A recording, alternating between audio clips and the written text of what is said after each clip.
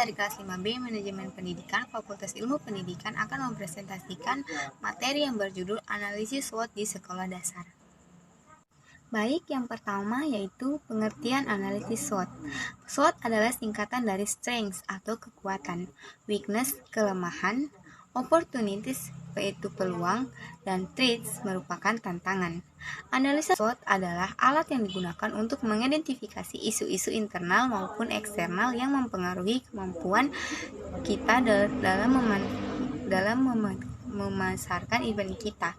Analisa SWOT adalah sebuah bentuk analisa situasi dan kondisi yang bersifat deskriptif atau memberikan gambaran.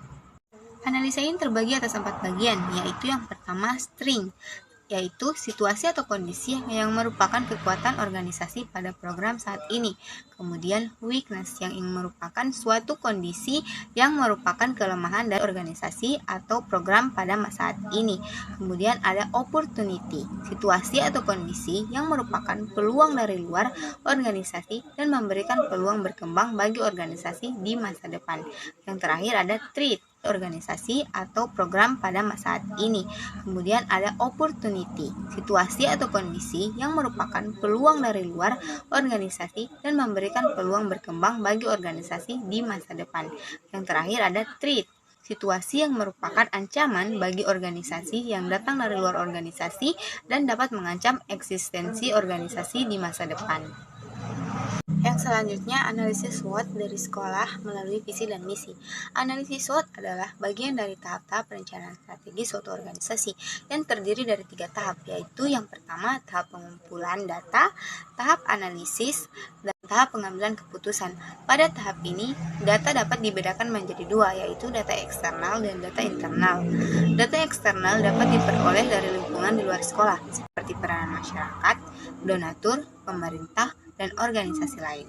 Selanjutnya, pengambilan data eksternal diambil dari opportunity atau peluang dan threat adalah ancaman.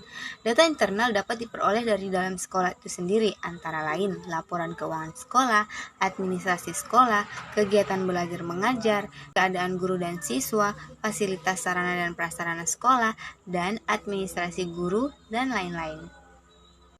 Selanjutnya, pengambilan data eksternal diambil dari strengths atau kekuatan dan weakness kelemahan. Strengths atau kekuatan yaitu yang pertama, motivasi guru dan siswa cukup tinggi sehingga mampu mengembangkan metode pembelajaran yang efektif dan disertai dengan penerapan iman dan takwa sehingga siswanya cukup antusias dalam merespon sifat pengembangan.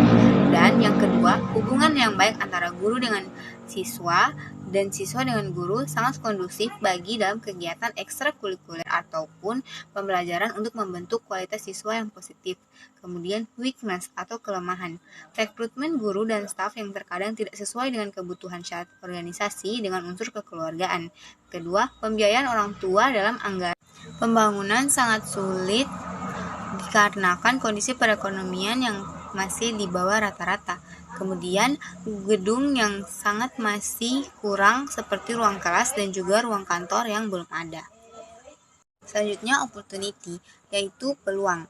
Yang pertama, dukungan pemerintah daerah dalam melengkapi sarana dan prasarana sekolah dengan cara mengajukan proposal ke pemerintah daerah tingkat 1 dan tingkat 2 perlu dilakukan untuk melengkapi sarana dan prasarana yang ada di sekolah.